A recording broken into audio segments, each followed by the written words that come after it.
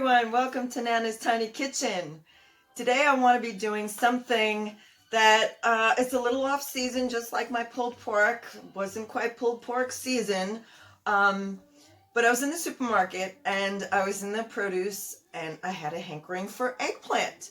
Now every once in a while, you want a good eggplant parmesan, but this one is a little bit different. I found a few different recipes and like I always do, I make it my own. So this is my version of stuffed eggplant.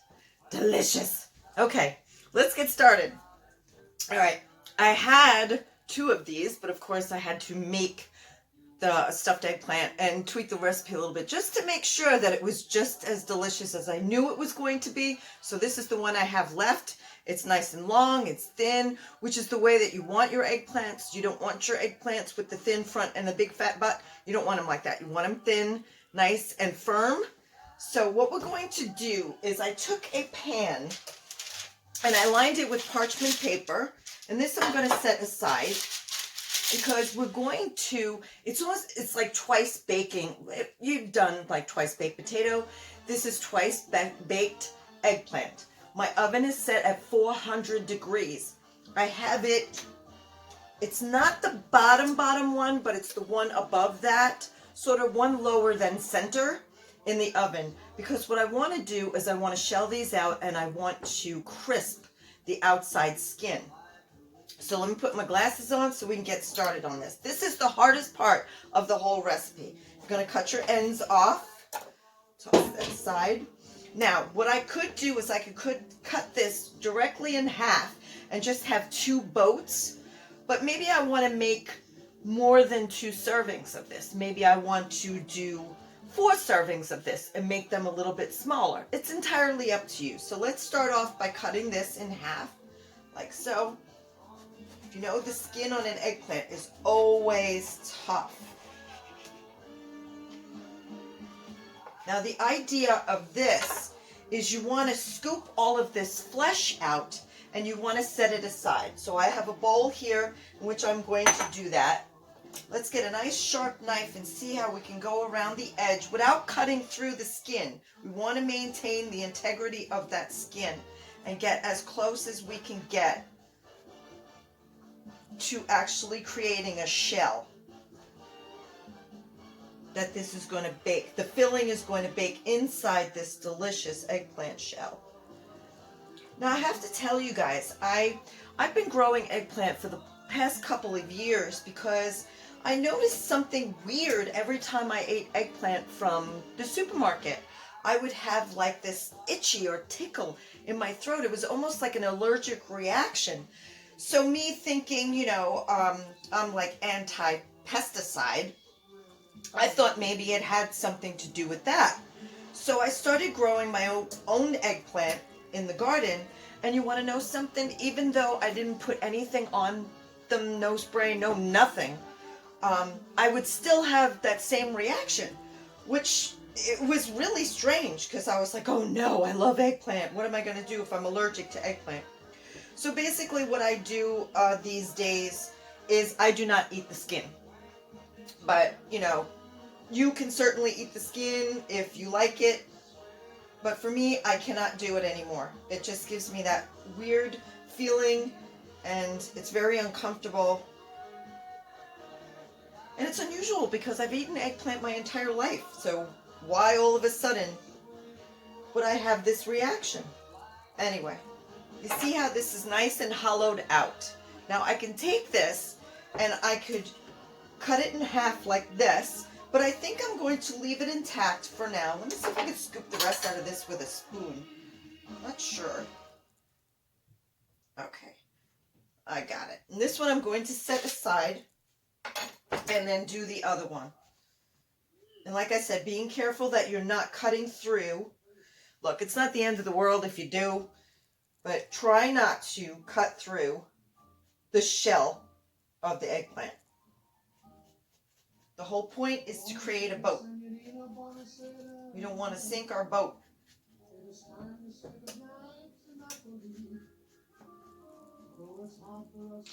I thought maybe that it was the seeds First I thought it was the skin, then I thought it was the seeds.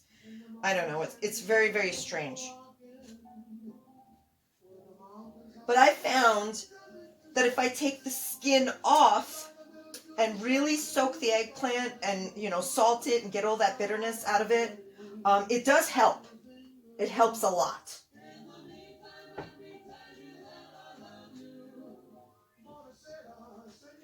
And it's kind of depressing for me because the whole point of this is to have a nice crispy outside shell. And if I can't eat it, I just give it to somebody else. Okay. Let's see if I can scoop the rest of this out. Yeah, no problem. Set it aside. You don't have to get all of it. If you leave a little bit in there, do not worry.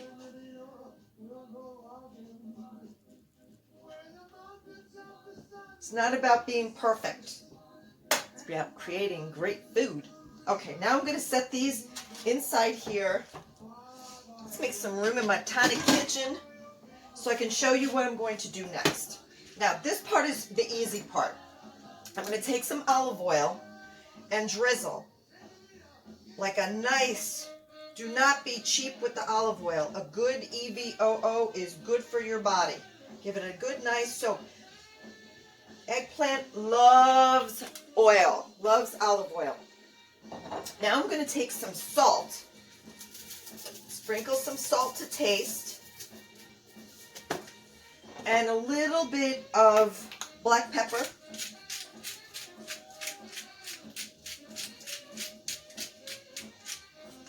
And I'm going to set this aside because my oven is not quite at 400 degrees and I want it nice and hot. In the meantime, I'm going to take my eggplant, the flesh, and I'm going to start chopping because I'm going to saute this beautifully. Try to get the pieces small, cubed up size.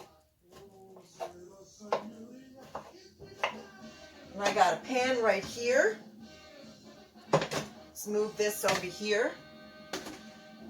And those eggplant shells are going to go in that 400-degree oven for, I want to say, about a half an hour. That's why the heat is high, and that's why they're a little bit lower inside the oven, because I want the bottom to get nice and crispy. I don't want to put them in there until that is heated up enough. So let's get some oil in this pan. Let's get this heated up. And like I said, be generous with the oil because the eggplant will soak it right up. Looks like I got to open another bottle. I just ordered more today. I have to have at least 2 backup in my pantry. Otherwise I start to panic. Okay, there we go. Now we're heated up. Put these in. Ooh, nice and hot.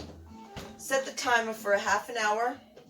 And you can tell, you know your own oven. If by any chance the bottoms don't feel like they're crisp enough, you'll be able to hear it. When you touch it with a utensil, you'll be able to hear that crisp. You don't hear that crisp?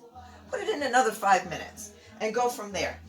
Because everybody's oven is different. I found that 400 degrees for a half an hour worked perfectly the last time I made this. Okay, now that I got this all cubed up, I have about 1/3 cup of chopped Vidalia onion. I have a handful of basil. I have 4 cloves of garlic that I'm going to smash up. I also have a tiny chili flake that I'm going to add to that, and some sad-looking parsley that I pulled out of my freezer. Herbs do not like being frozen, especially fresh herbs. The basil looks fantastic because I have live plants in my house, but the parsley does not. Feel free, you can use dried parsley if you want to. Just make sure that you give it a nice rub before you add it to anything to wake up all those flavors.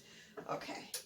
So, in the background here, I have what we call passata. Passata is just tomato sauce. It's got nothing added to it. It's not like the same thing that you would buy in a can in the store. In the can in the store, most of the time they will add citric acid and salt and whatever other preservatives. This is just straight up passata. Sometimes you could get it in a jar. If you make your own canned sauce and you don't, like I don't add anything to it, this is what it would be, just plain sauce. So this is heating up. I have my garlic in the background, which I'm just going to give a smash. I'm not even going to chop. I'm just going to smash it and toss it in. Now all this is going to create a gorgeous sauce. It's going to be so delicious. It's light. Wait till you see how this is put together. You're going to be like, wait, what? I mean, since when do I do recipes that are not, wait, what? I just made bagels for one of Jeff's friends. And oh my God, he actually said to me last night, he goes, I thought you sent Jeff out to the market or down to the city to get those bagels. I couldn't believe that you made those bagels. I'm like, really? Hey, you know what? If you can't find a good place that makes good pizza or good bagel, start making them yourself. That's what I had to do. Okay, this is heating up nice and good. I'm going to take this, toss it right in here. And this is going to get nice and translucent is what I want. If you ever cooked zucchini or eggplant, you want it to, you'll know when it's cooked because it becomes translucent. I'm going to add a little bit of salt to this.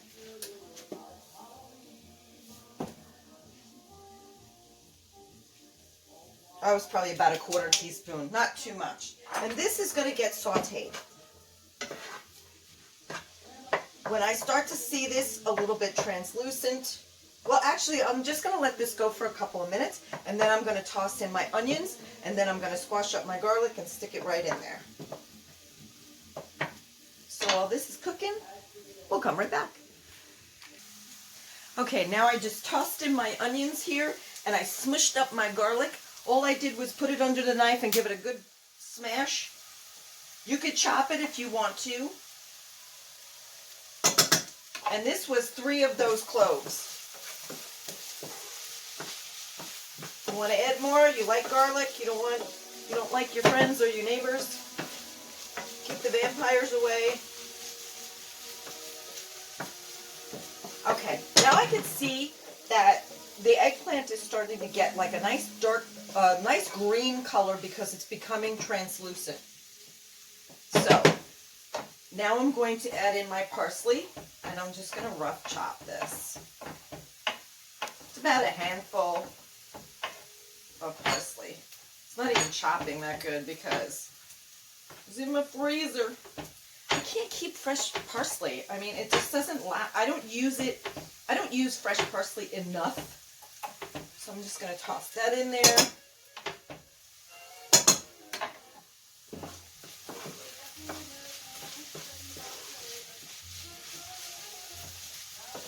Oh, all the flavors that are coming out of this right now is unbelievable. It smells delicious.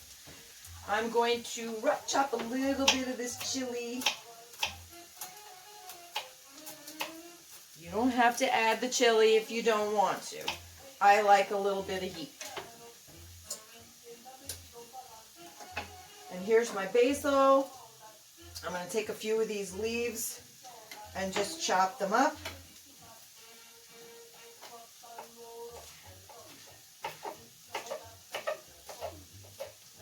Watch your fingers. I might want a little bit more than that. Here's another leaf, and it's probably the equivalent of, I don't know, if you're using dried, please don't use dry basil.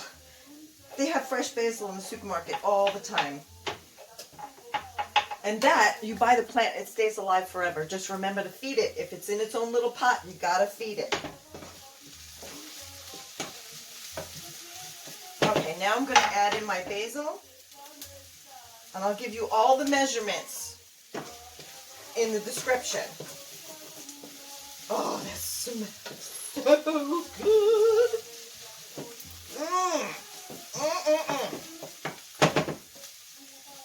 Now I'm starting to smell that basil coming through. Wow. I think I might use this other clove of garlic. What the heck? So it was 4 small cloves. And like I said, put it under the knife. Give it a good smash. Right in.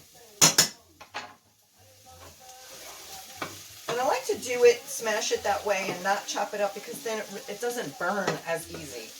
Do it the other way, it burns if the pan is too hot. And what happens to garlic when it burns? It gets bitter. Nobody wants that. Okay, now I'm going to add my passata.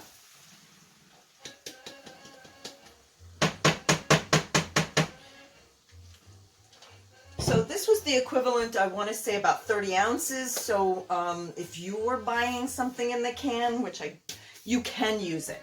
You can use something, you know, whatever brand you want to use out of the can. Just make sure that it doesn't have anything added to it. And they do make brands that don't have anything added to it. But if that's all you can find, it is not the end of the world. Okay, this is going to cook down for about 20 minutes. And I might hit it with a little bit of sugar, because that's the way I like my sauce. Anyway, it's got all my ingredients in there, 20 minutes left on that. This is going to go for 20 minutes, and then I'll show you where to go from there. Okay, let's pull these eggplant shells out of the oven. 400 degrees, 30 minutes. Beautiful. I'm going to set these aside, and this has been simmering uncovered on low for 20 minutes, so I'm going to shut this off. It's reduced down and thickened up, and that's what I want. I should have taken out some bread so I can dunk, but now we're going to work on our filling. This is so cool. All right, now we have some whole milk ricotta cheese, and I'm going to take a spoon. And since I already used some of this, I'm going to say for these two, probably the equivalent of about a cup. I'm going to take a whole egg and crack that in there. You know what? I should put my glasses on. Give my fingers a rinse. And stir this up.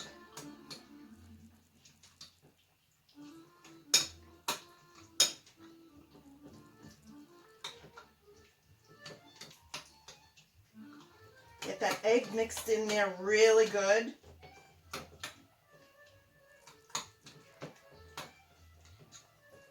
Now I'm going to take some fresh Pecorino Romano cheese. Do not buy your cheese in a can. Buy the brick. I actually ordered this one online from, should I say, Pastino's in, I think, Staten Island, Brooklyn, one or the other. And I ordered some ravioli too that were, oh my God, unbelievable. Now if I could just open this, that would be great. Scissor would help. Because I'm going to put it in a Ziploc bag anyway. Because believe it or not, this big chunk, this is probably twice the size as what you would get in the supermarket. And it was less expensive and it's fresher.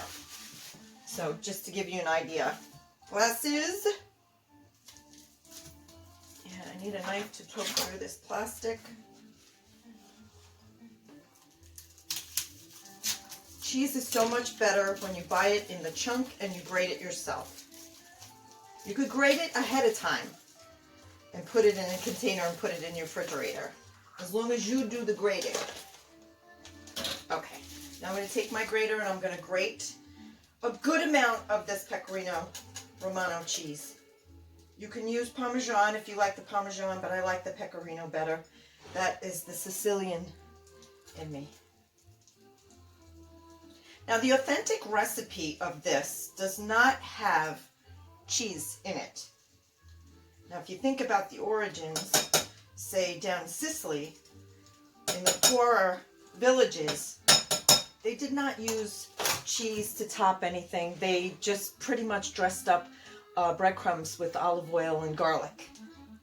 I'm going to mix this together.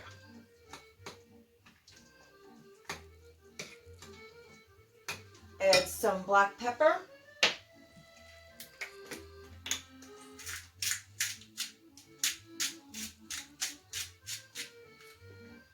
Like I said, I will give you the full measurements. A little pinch of salt.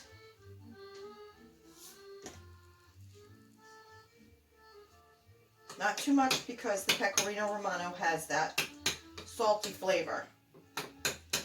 Get this mixed really, really well.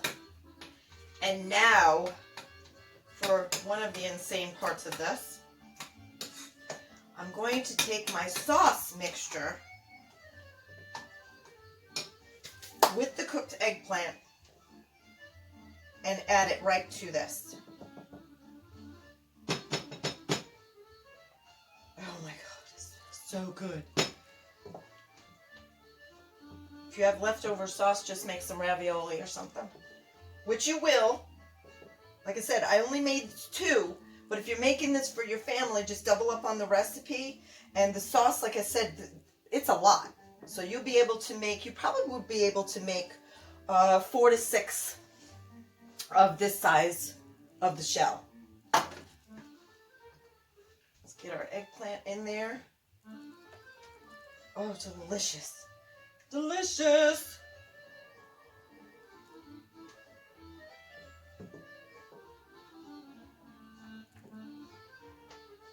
Let's get this mixed together.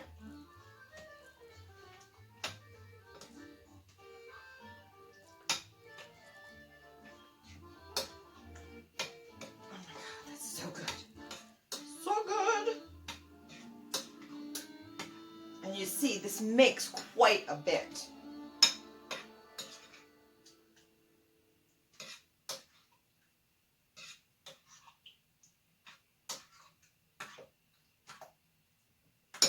A little bit more eggplant.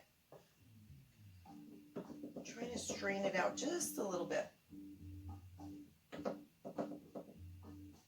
You could serve this with some risotto, with the sauce mixture in there. You can serve this with a little pasta on the side. It's entirely up to you. I'm going to save the rest of this sauce. And like I said, probably make some of those pastinas ravioli. Because that was, wow. I've made ravioli myself, but there's like a whole process. So let's bring these over here. We got our shells. They're nice and crispy, 400 degrees, 30 minutes.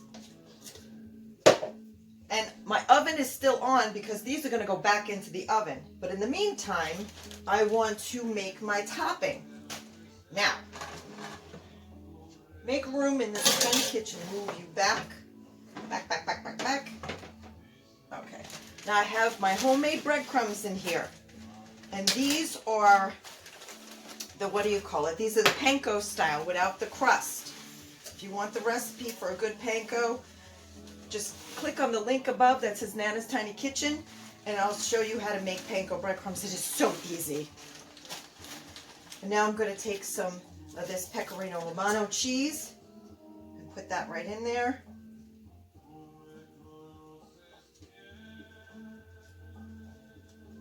A good amount.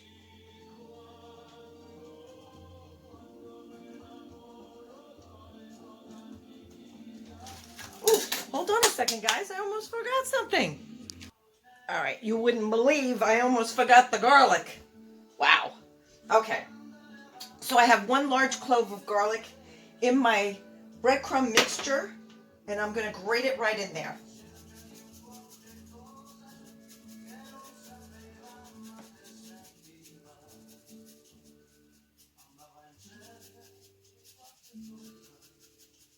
It's like, Lisa, how could you forget the garlic?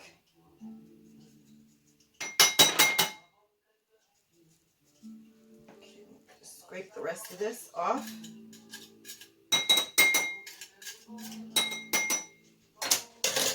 Hit this with a tiny bit. Actually, I think I already salted this. Okay, so now we're going to mix this together with the garlic in the breadcrumb, and this is going to go on top. In the meantime, I had chopped up a little bit of mozzarella, and again, this recipe did not call for mozzarella cheese, but really, why not? Okay, let me put this aside, and we can start stuffing our eggplant. So I'm going to take the mixture and just put it right inside. Don't worry if it goes over a little bit. Please. It's not about being perfect. It's about creating these gorgeous, delicious flavors.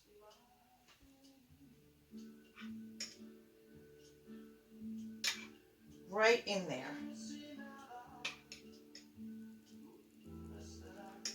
And look at how much mixture is still left. And sauce. Yeah, I probably could have gotten 2 more boats out of this. Or if I used a little bit more ricotta and a little bit more of the sauce mixture, I probably could have gotten, yeah, I want to say 2 more full-size eggplants out of this. Okay, we're going to stuff this to the gills, or to the rim, in this case. Now I'm going to take some pieces of mozzarella cheese and just go along the top. Why?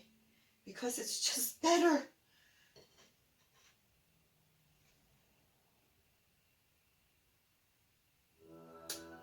If my father is watching this video, he's going to be like, what? Really?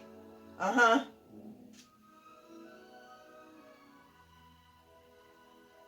And now I'm going to take my breadcrumb mixture and go right over the top.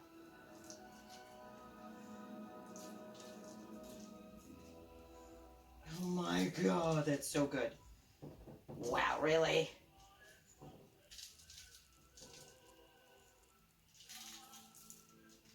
Breadcrumbs are going to get nice and crispy on the top. It's going to be delicious.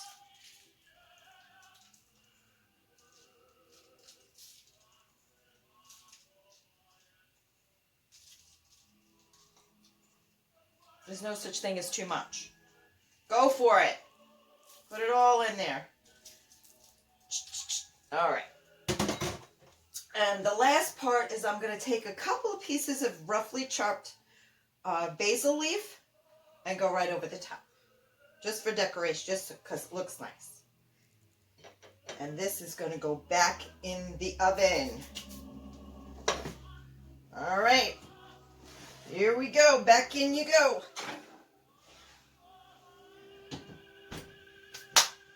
And then we'll see. And then you'll see. I just did another almost forgot. We want to give it a little bit of drizzle over the top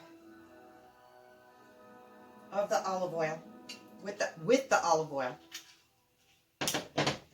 And because I didn't mention it before, 20 minutes is what you're going to set your timer at. Meantime, I'll clean up this mess. Okie doke. Okay, let's get this wrapped up. Just pulled it out of the oven. 20 minutes, 400 degrees. Now let's, oh my God, we gotta taste this. Okay, this is hot. So where's my oven mitt? The tricky part is going to be getting it on the dish. 1, 2, 3. Oh, look at that. Look at how gorgeous that is. Let me shut this light off so you guys can see this better. Simply gorgeous. Crispy on the top, that delicious filling. We are going to try this. Okay, light back on. Excuse me.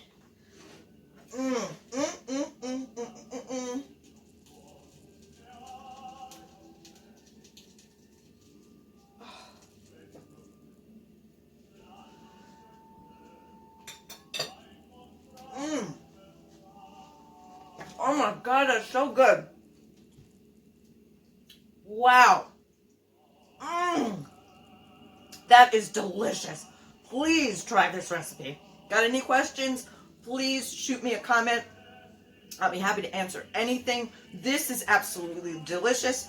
I'm going to serve it with a little bucatini for Jeff and some ravioli because of the extra sauce. I might even bring some of this over to my friend across the street. Fantastic. Thanks guys for watching. I so appreciate it. Click on the subscribe button. Tell your friends. It doesn't cost anything. Click on the Nana's Tiny Kitchen and it takes you to all of my awesome videos. And till next time, ciao, manja.